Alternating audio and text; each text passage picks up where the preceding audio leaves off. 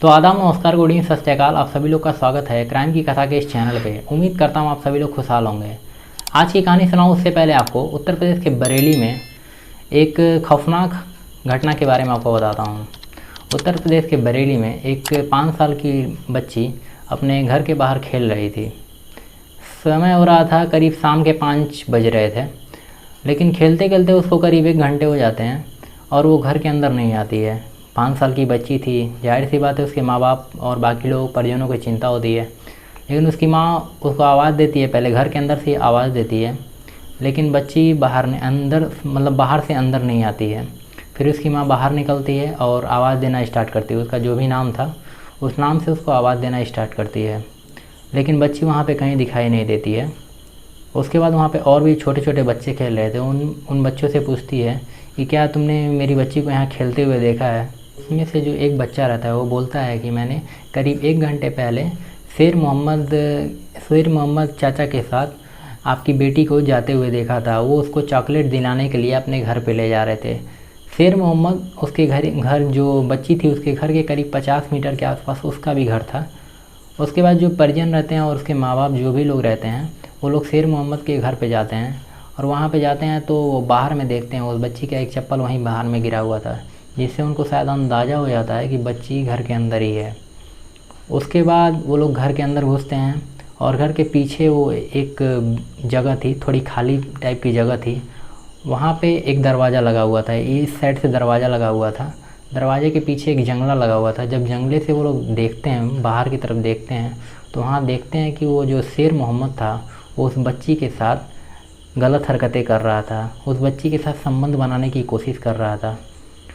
ये लोग वहीं जंगले के पास से आवाज़ देते हैं, हल्ला करते हैं तो वो जो शेर मोहम्मद था वहाँ से कूद के भाग जाता है।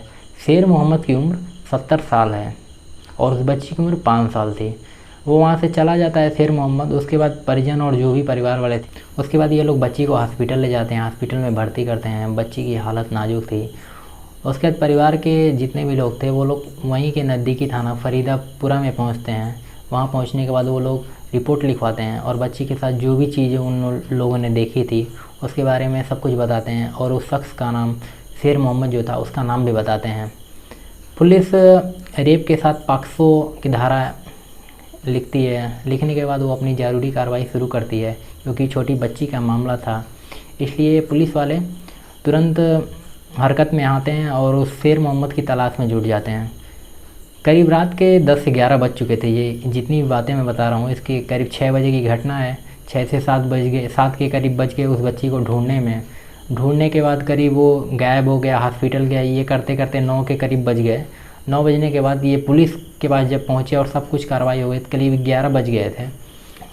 जिसके बाद पुलिस शेर मोहम्मद की तलाश करती है, लेकिन वो उस रात तो नहीं मिलता है। जब सुबह दूसरे दिन 7 अक्टूबर को, 6 अक्टूबर की ये घटना है, 6 अक्टूबर के शाम की, और 7 अक्टूबर को जब कुछ लोग अपने ज़रूरी कार्य के लिए खेत की तरफ जा रहे थे तो वहीं पे एक पेड़ था और उसी पेड़ पर शेर मोहम्मद की डेड बॉडी लटकी हुई थी। लोगों के अनुसार, लोगों का ये कहना है कि शेर मोहम्मद ने अपने आप को उसने ऐसी गलती की जिसका पश्चाताप करने के लिए उसने सुसाइड कर लिया। उसके बाद पुलिस वहाँ पहुँचती है, पुलिस बल वहाँ पहुँचता है। पहुँचने के बाद उसकी डेड बॉडी को नीचे उतारते हैं। नीचे उतारने के बाद पंचायतनामा होता है। पंचायतनामा के बाद डेड बॉडी को पोस्टमार्टम के लिए भेज दिया जाता है।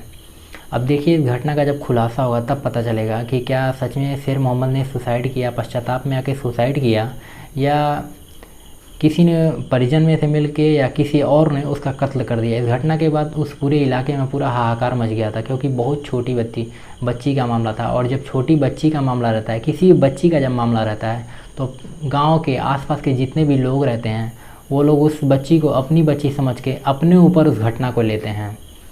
खैर, ये थी एक दर्दनाक टाइप की घटना। अब आते हैं अपनी कहानी के ऊपर। लड़का रहता है जिसका नाम मोहित है, जिसकी उम्र करीब 40 साल की हो चुकी है, लेकिन अब तक उसकी शादी नहीं हुई थी। इसकी वजह ये थी कि उसकी हाइट थोड़ी कम रहती है। हालांकि उसके पास पैसे रुपए सब कुछ थे, लेकिन हाइट कम होने की वजह से जो भी परिवार उसको देखने के लिए आता था वो वापस चले जाते थे उसकी हाइट की वजह से। इस लड़के ने कई वेबसाइट और न्यूज़पेपर में अपनी फ़ोटो और डिटेल जो भी होती है उन सब चीज़ों को डाल रखा था। करीब सालों बीत जाते हैं, लेकिन कोई भी ऐसा रिश्ता नहीं आता है जो इससे मैच खा सके। लेकिन करीब 2019 में एक आदमी का फ़ोन आता है। वो बोलता है कि मोहित भाई आपकी शादी हुई कि नहीं। मोहित उदास होकर बोलता है कि भाई 40 का हो गया हूँ, अभी कोई लड़की मिल नहीं रही है, पैसे रुपए की कोई कमी नहीं है, लेकिन फिर भी शादी नहीं हो रही है। जिसके बाद वो आदमी बोलता है कि भाई मेरी नज़र में एक लड़की है, मैं तुम्हारी शादी उससे करवा सकता हूँ। अभी 2 महीने पहले उसका पति का एक्सीडेंट हो गया था, वो विधवा है, लेकिन उसकी उम्र ज़्यादा नहीं है, 22-23 साल ही उसकी उम्र है। मैं उससे तुम्हारी शादी करवा सकता हूँ, लेकिन इस शादी में करीब मेरे को तुमको 5 लाख रुपए देने पड़ेंगे और एडवांस में तुमको अभी 2 लाख रुपए देने पड़ेंगे। मोहित को तो बस शादी करनी थी, जिसके लिए वो तुरंत राज़ी हो जाता है। राज़ी होने के बाद वो उसको 2 लाख एडवांस भी दे देता है। उसके बाद एक दिन अजय उसको उस लड़की को दिखाता है। दिखाने के बाद मोहित और वो दोनों मिलकर उसको पसंद कर लेते हैं। पसंद करने के बाद जो भी मोहित के परिवार वाले थे वो लोग भी उस लड़की को पसंद कर लेते हैं। परिवार वालों का क्या था, वो तो चाहते ही थे कैसे भी करके मोहित की शादी हो जाए बस, क्योंकि उम्र निकलती जा रही थी। उसी साल जल्दी जल्दी में इन दोनों की शादी हो जाती है। लड़की का नाम प्रिया था। शादी के बाद सब कुछ ठीक ठाक से हो जाता है। शादी होने के बाद मोहित जब अपनी सुहागरात में अपनी पत्नी के पास जाता है, प्रिया के पास जाता है, तो प्रिया उसको रोकते हुए बोलती है कि मैं तुमसे अभी सुहागरात नहीं मना सकती, अभी मेरा डेट चल रहा है, ऐसा करके वो बोलती है। जिसके बाद मोहित रुक जाता है। वो बोलती है कि अभी 4 दिन बाद मेरा डेट ख़त्म हो जाएगा, फिर हम लोग कहीं हनीमून के लिए बाहर चलेंगे, उसके बाद वहाँ पे तुम मेरे साथ जो करना होगा करना। मोहित इस पर राज़ी हो जाता है क्योंकि उसके पास पैसे रुपए सब कुछ थे, कोई भी दिक्कत तो थी नहीं। वो चौथे दिन वो लड़की बोलती है कि हम लोग गुजरात चलेंगे। गुजरात के एक होटल को बुक करता है और वहाँ पे जो भी चीज़ें थी वो सब बुक करने के वहाँ पे जाते हैं। वहाँ जाने के बाद ये लोग होटल में स्टे करते हैं। लेकिन जब पहली रात थी तो ये नहा धो के अच्छे से निकलती है, प्रिया नहा धो के निकलती है। लेकिन जब ये मोहित था, ये जो नहाने के लिए अंदर जाता है, तो इसके बाहर से कोई कुंडी लगा देता है। बाहर से कुंडी लगाने के बाद ये पहले तो दरवाज़ा खटखटाता रहता है, घंटों बीत जाते हैं। फिर उसके बाद कैसे भी करके ये आवाज़ दे के दरवाज़ा खुलवाता है। जो होटल के स्टाफ रहते हैं वो आके दरवाज़ा खोलते हैं। रूम में आने के बाद ये देखता है कि प्रिया तो रूम में है ही नहीं, प्रिया तो गायब हो चुकी है। उसको लगता है कि शायद प्रिया को किसी ने किडनैप कर लिया है। उसके बाद जब ये किडनैप कर लिया, ये क्या करता है, वहीं के नज़दीकी थाना में एक रिपोर्ट दे देता है कि मेरी पत्नी जिसका नाम प्रिया है, जिसकी उम्र ये है, सब कुछ डिटेल देने के बाद उसकी गुमशुदगी की रिपोर्ट लिखवा देता है। लिखवाने के बाद ये कर भी क्या सकता था, गुजरात में इसके जान पहचान वाले कुछ ज़्यादा लोग थे नहीं। इसके बाद मोहित अपने घर वापस आ जाता है। इसका घर था सोनीपत में। वापस आने के बाद जब ये अपने घर की तलाशी लेता है तो देखता है कि घर में जितने भी गहने थे, मतलब जितने भी पत्नी को गहने मिले रहते थे और माँ के गहने, काफ़ी बहुत सारी ज्वेलरी और पैसे सब कुछ गायब हो चुके थे। मोहित का तुरंत शक जाता है कि शायद इसकी पत्नी ने ऐसा किया है। उसके बाद वो अपनी पत्नी के खिलाफ़ सोनीपत में एक मुकदमा दर्ज कराता है। उसका फ़ोटोग्राफ और जो भी चीज़ें थी वो देता है। देने के बाद मोहित को ये पता चलता है कि ये पहला मामला नहीं है, ये पहली बार मोहित के साथ नहीं हुआ है। ये जो लड़का था, जो लड़का उसको फ़ोन किया था मोहित को, जिसका नाम अजय बताया था कि अजय मेरा नाम है, वो ऐसे बहुत सारे मुकदमे ऐसे लोग कर रहे हैं मसूरी के आसपास, सोनीपत में और बाकी जगह पे, राजस्थान, मध्य प्रदेश, बाकी जगह बहुत लोग ऐसा कर रहे हैं कि किसी अधेड़ उम्र या किसी ऐसे आदमी की जिसकी शादी नहीं हो रही थी, जिसकी हाइट कम है, जिसकी शक्ल थोड़ी ठीक ठाक नहीं है, उन लोग से बात करते हैं। बात करने के बाद ये लोग नॉर्मल सी बात करते हैं, कुछ पैसे एडवांस लेते हैं। उसके बाद ये जब लड़की घर जाती है तो किसी तरह का बहाना करती है। वो पहली बार जब वो संबंध बनाने के लिए बोलता है लड़का, तो कुछ ना कुछ बहाना करके उसको रोकती है। और रोकने के बाद उसी दिन जब गांव में होता ये है कि जब शादी होती है, जो लड़के की माँ रहती है उसकी जितनी भी चीज़ें रहती हैं वो पहले दिन ही दिखा देती है कि देखो हमारे घर का गहना यहाँ पे रखाता है, हम लोग पैसे यहाँ पे रखते हैं, हम लोग के यहाँ इतनी ज़मीन है, सब कुछ है, जो भी चीज़ें बता देते हैं। और लड़की को जब ये सब पता चल जाता है तो 2-4 दिन में वो सब जानने के बाद जब उसको बाहर जाना रहता है, उसी दिन वो सारा गहना जो भी चीज़ें थी वो लेती है और उसके हनीमून के बहाने से वो बाहर जाती है। बाहर जाने के बाद पति के पास वहाँ जो कुछ भी रहता है वो भी लेती है और उसको बाथरूम में ऐसे बंद करके या होटल में बंद करके निकल जाती है, फरार हो जाती है। खैर मोहित FIR दर्ज करवाता है, पुलिस उसकी तलाश करती है, लेकिन सालों बीत जाते हैं और न ही प्रिया का पता चलता है, न ही अजय का पता चलता है। अब इस कहानी को मैं क्यों सुना रहा हूँ, इस पे मैं वापस आता हूँ। ये जो दोनों फ्रॉड थे, जिसमें एक का नाम प्रिया और एक का नाम अजय था, अब इन दोनों के बारे में कुछ चीज़ें आपको बता रहा हूँ। ये दोनों वहाँ पे 2019 में निकलते हैं। वहाँ से निकलने के बाद ये छोटी छोटी फ्रॉड करते रहते हैं। इन्होंने मोहित के घर से काफ़ी अच्छी खासी लूट की थी। लूट करने के बाद ये लोग गाज़ियाबाद में आ जाते हैं। गाज़ियाबाद में ये लोग कुछ साल तक रहते हैं। वहाँ जब अच्छे से जब लूट तो अच्छी की थी मोहित के घर से, काफ़ी ज्वेलरी बाकी चीज़ें थी। ये लोग का जब पैसा खर्च होने लगता है, ख़त्म होने लगता है, तो लास्ट में मोहित एक जो अजय रहता है वो एक और प्लान करता है। वो बोलता है कि एक बहुत बड़ी मालकिन है, उसको एक नौकरानी की ज़रूरत है। कल तुमको मैं उस मालकिन के घर ले चलूँगा, वहाँ पे तुमको नौकरानी का काम करना है, लेकिन जो उसका बेटा है तुमको उसको अपने जाल में फंसाना होगा। उसके घर पे वो मैडम रहती हैं और उसका लड़का, उसके पति की मौत हो चुकी है पहले ही, और उसकी एक बेटी थी जिसकी पिछले साल शादी हो चुकी है। फरवरी 2023 में ये जो अजय रहता है ये उस लड़की को लेकर, जिसका नाम प्रिया रखा था लेकिन उसका रियल नाम प्रीति था, प्रीति को लेकर उस मालकिन के घर जाता है। मालकिन के घर जाने के बाद वो वहाँ पे सब कुछ चीज़ें समझाती हैं मालकिन की, ये करना है, ये ऐसे करना है, हमारे घर पे केवल हम हैं, हमारे बेटे हैं, हमारी बेटी की शादी हो चुकी है, हमारे पति की पहले ही मौत हो चुकी है। और जो उसकी मालकिन थी जिनका नाम सुधा सिंह था, जिनको लास्ट स्टेज का कैंसर था, उनको देखभाल की काफ़ी ज़रूरत थी। उसके बाद वो जो प्रीति रहती है जिसकी उम्र उस समय 26 साल है, जिसकी उम्र इस समय 26 साल है, वो उनके घर पे काम धाम शुरू कर देती है। काम धाम करने के अलावा वो जो उनका बेटा रहता है जो थोड़ा मंदबुद्धि का था, थोड़ा उसका दिमाग थोड़ा सही से काम नहीं करता था, ये उस पे डोरे डालना शुरू कर देती है, उसके बेटे पे डोरे डालना शुरू कर देती है। बेटे का नाम शिवम था। ये करती क्या है कि काम तो करती थी लेकिन साथ ही साथ वो शिवम के कमरे में कभी जाके बैठ जाती थी, कभी शिवम को छूने लगती थी। शिवम थोड़ा मंदबुद्धि का था, वो इन सब चीज़ों पे ज़्यादा ध्यान नहीं देता था। लेकिन बातों बातों में कुछ ऐसी चीज़ें हुई कि शिवम और प्रीति के संबंध हो गए, और जब संबंध हो गए तो प्रीति ने शिवम से बोला कि मैं तुमसे शादी करूंगी और मैं तुमसे ही शादी करना चाहती हूँ। शिवम को भी कोई ऐतराज़ नहीं था। वो अपनी माँ से बात करता है, उसके फरवरी में आई हुई थी और वो अब मई महीने में अपनी माँ से बात करता है। माँ से बोलता है कि माँ, मैं जो हमारी नौकरानी है प्रीति, मैं उससे शादी करना चाहता हूँ। लेकिन उस समय उसकी माँ मना करती है। लेकिन ये प्रीति इतनी चालबाज थी कि अब अपनी सास को अपने कैद में करना चाहती थी। वो अपनी सास का बहुत अच्छे से ध्यान देने लगती है। उसकी रियल में तो वो सास नहीं थी, वो उसकी मालकिन ही थी, लेकिन वो सास समझ के उसका बहुत ध्यान देने लगती है। ध्यान देने के अलावा उसके जितने भी काम थे वो करना, मतलब ऐसा करती है कि वो भी उसके बस में हो जाए और वो शादी के लिए राज़ी हो जाए। खैर ऐसा चलता रहता है और अगस्त में ये जो सुधा सिंह रहती हैं इनका तबीयत कुछ ज़्यादा ही ख़राब हो जाती है। तबीयत ख़राब होने के बाद ये गाज़ियाबाद की एक हॉस्पिटल में भर्ती होती हैं। वहाँ पे जाने के बाद लेकिन इन सब की जानकारी इनकी जो बेटी रहती है आकांक्षा, उसको नहीं दी जाती है।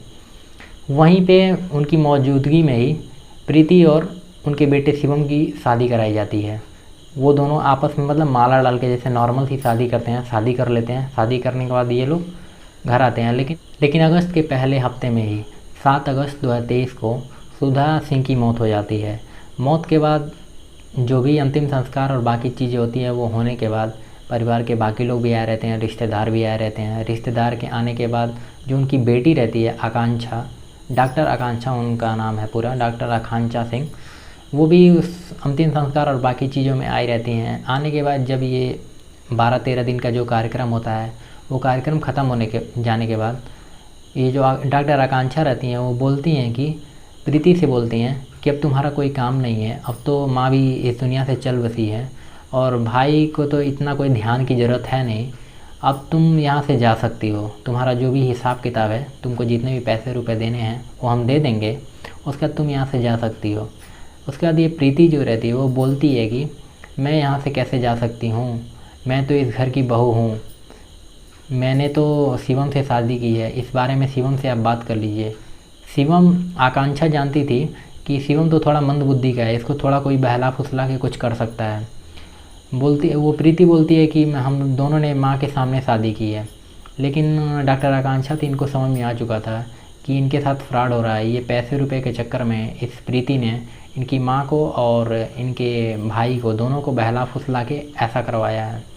जिसके बाद डॉक्टर आकांक्षा जो रहती हैं थोड़े दिन तक तो इंतज़ार करती हैं, कुछ नहीं करती हैं, वो अपने माँ के घर पे। लेकिन ये जो डॉक्टर आकांक्षा रहती हैं वो इन सब चीज़ों से तंग आकर गाज़ियाबाद के मुरादानगर में एक थाने में एक रिपोर्ट दर्ज कराती हैं और ये जो चीज़ें हुई रहती हैं कि मतलब इनको ऐसा लगता है कि इनके परिवार के साथ फ्रॉड हो रहा है, इसके बारे में ये एक मुकदमा दर्ज करा देती हैं। और क्योंकि इन दोनों की जो शादी हुई थी वो किसी के गवाही में और किसी के सामने नहीं हुई थी, केवल शिवम को पता था और इसको पता था। और शिवम तो वैसे ही भी मंद बुद्धि का था, वो कभी बोलता था मेरी शादी हुई है, कभी कुछ बोलता था, कभी कुछ बोलता था।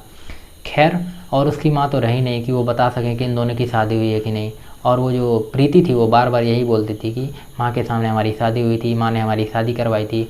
लेकिन इसका कोई भी ठोस सबूत नहीं था, शादी का कोई ठोस सबूत नहीं था, ना किसी आर्य समाज से सर्टिफिकेट था, ना ही कोर्ट का कोई सर्टिफिकेट था, कुछ भी नहीं था।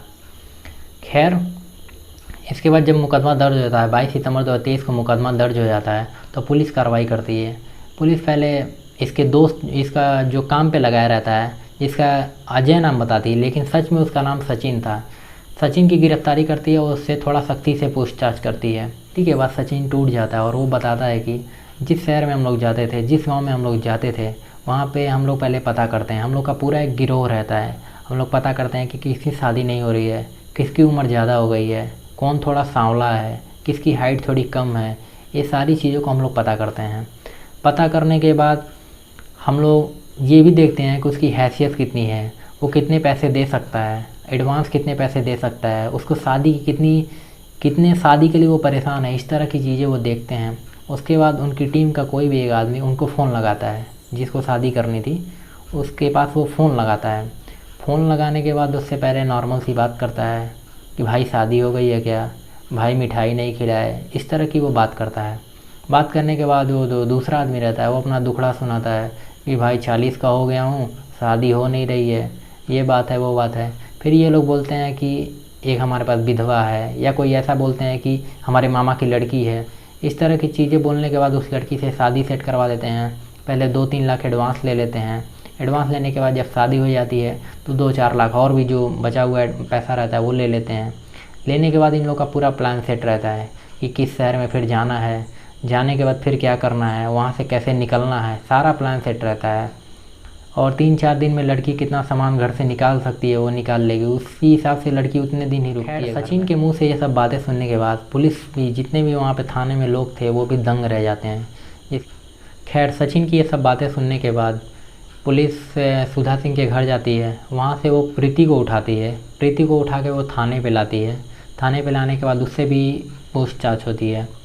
पूछताछ में उन दोनों की बातें मैच हो जाती हैं और जो वो बातें बताए रहते हैं सोनीपत में, मसूरी में, बाकी जगह वो बताए थे कि ऐसी ऐसी हम लोग ने घटनाएं की थी।